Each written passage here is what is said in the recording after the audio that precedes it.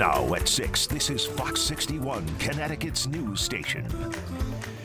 Right now here at 6, the jury currently deliberating the fate of Raul Valley says they are hopelessly deadlocked. Good evening and thanks for joining us for the Fox 61 News at 6. I'm Brent Harden. And I'm Sarah Sanchez. Jury deliberation began today, and Valley's been charged with murder and assault. Prosecutors say he stabbed several people at a Shelton house party in 2022. Fox 61's Alicia Hercules is live in Milford with the latest on those deliberations. Alicia.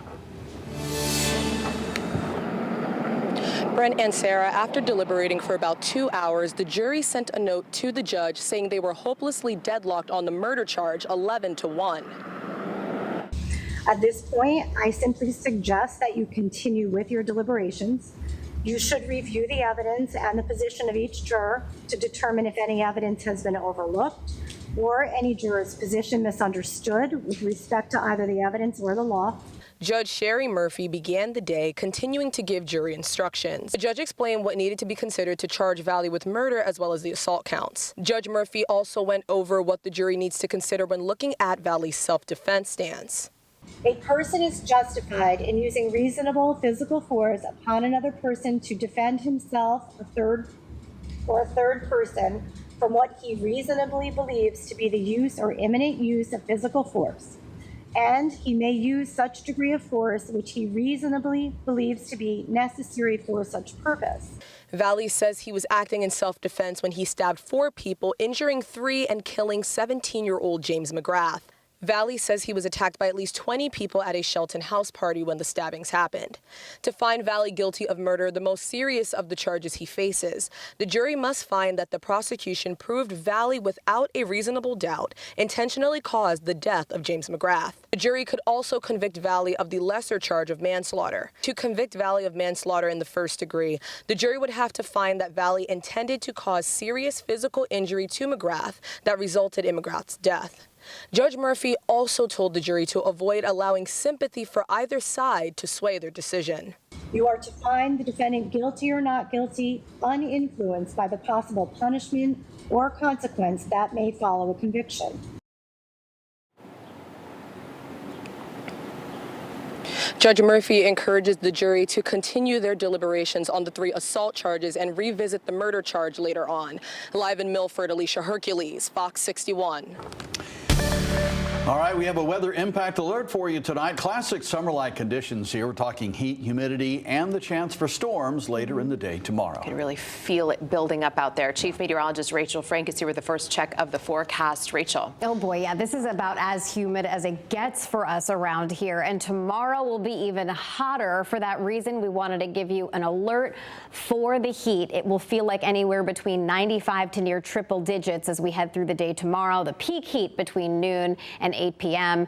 We give you a heads up about this because maybe you want to work your way around it. You got a long run to do. Maybe you're training for a marathon. You'd want to get that done early in the morning and limit the amount of strenuous activity outside during that peak heating time period. But we're also watching for the potential for storms. So maybe if you find yourself by a pool tomorrow, first of all, lucky you, but make sure you have a way of getting weather alerts. We've issued this between 2 p.m. and 9 p.m. and there is a chance for an isolated severe storm. And we also have the potential for some isolated reports of flash flooding as well. With very much tropical moisture in the air, we could see those tropical downpours. We'll talk about it. Your full forecast is coming up in just a bit. All right, Rach, thank you. A dating app meetup gone wrong. Police say a man who thought he was meeting up for a date was instead met by a group of people with knives who made off with his car. Fox 61's Jamel Johnson has more on the investigation and how local advocates say you can explore the dating scene in a safer way. Here on Farmington Avenue is where a dating app meetup went wrong. Police say the man was robbed at knife point of many of his belongings, including his car. Similar to Facebook Marketplace scams, this dating app scam is targeting vulnerable people in suspicious areas. This extreme case of catfishing caught the eye of local dating advocates like Alexa Curtis. When I first read that article, it was really sad, but it also doesn't surprise me. What I've realized is that people have started to want in-person meetups with people who they can trust, being led by someone else versus these random one-off experiences from these apps. Hartford police said on Friday the man planned to meet up with someone he met on an app, but instead was greeted by a group of people with knives. From there, the robbers took the man's cell phone, wallet, key fob, and told him to go to the back of the building while they took his car. Curtis says she started organizing dating events in Connecticut for people to have safe places to meet up because of instances like this. At this current moment, I don't think any of these dating apps are in the realm or in the best interests of the people that they have on these apps. Everything from Tinder to Hinge to Bumble, but even apps like Airbnb. I know countless people, myself included, that have been in extremely unsafe rides, and they report it and nothing happens. So this is a much deeper problem. Police say there was another similar incident in the area less than 2 weeks ago. They have not specified whether the robberies are related or what dating apps these meetups stemmed from. Curtis says it's hard to know if the person you're meeting with is safe, but there are ways to take precautions when using dating apps. Number one, a lot of this comes down to your ability to not only read someone, but also not jump into wanting to transparently fall in love so fast that if someone presents you something like, let's meet here really late on a Friday night, I mean, red flag. I would never go out with someone and not have a friend of mine have my location. Taking that extra step if you're meeting someone on the internet is just critical. If you're considering doing online dating, Alexa recommends that you join groups that help you verify the people you're connecting with. And if you have any information regarding the carjacking on Friday or the robbery on June 26, please reach out to Hartford Police. In Hartford, Jamel Johnson, Fox 61. An adult and a child were hit by a car this morning in Glastonbury. Now, we don't have a lot of details about what happened, but here's what police have shared so far. The two were hit along the east driveway at the shops at Somerset Square. They were taken to the hospital, conscious and alert. Police are still investigating. We're waiting on an update on their conditions. State officials are reminding the public to practice water safety after a family's canoe flipped over today in East Lyme. Officials say there was a shift in weight in a family's canoe on Powers Lake, which resulted in everyone going into the water. Thankfully, everyone was wearing a life jacket. Environmental officials who were there say it's great to see families enjoying Connecticut's beautiful waters and teaching great safety practices.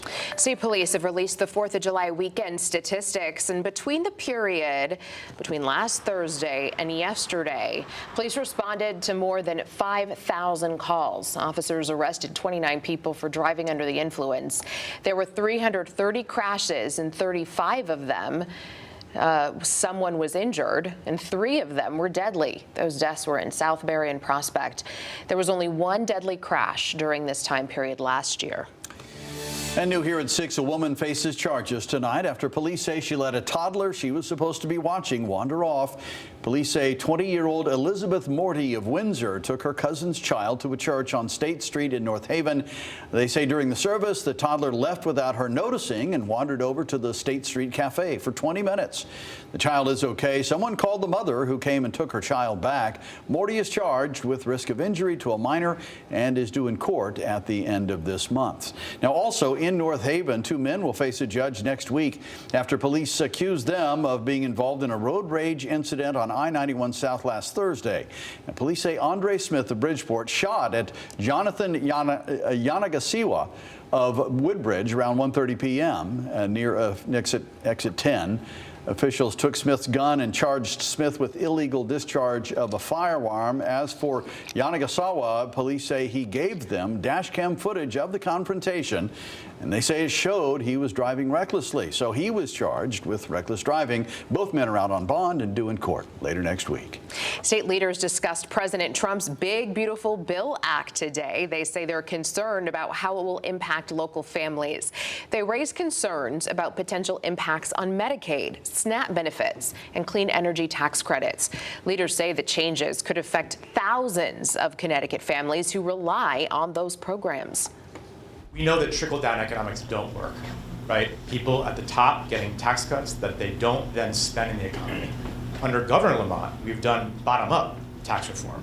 So the people who are the working class and the middle class in our state are getting the tax cuts that they immediately put back into the economy. Leaders also pointed out potential job losses tied to cuts in clean energy tax credits. Governor Lamont says he's dedicated to mitigating some of the impact of what he says the bill will cause. Well, now to the latest in the catastrophic flooding down south in central Texas. As the cleanup continues in the hardest hit areas, the search for survivors has mostly just ended in tragedy. Dozens had been missing following the unprecedented flooding, including many from an all-girls Christian camp. Authorities now say 27 campers and counselors are confirmed dead, and now people are cleaning up there. There's concern there could be more flooding because there's still rain in the forecast. Texas officials are telling people to be patient, though, while they search for potential survivors. I need to tell my community and those families who are waiting, this will be a rough week. Primary search continues, and we remain hopeful every foot, every mile, every bend of the river. Our work continues. State officials have been in contact with the president, who's pledging support. We'll have more on what's happening on the ground in our next half hour.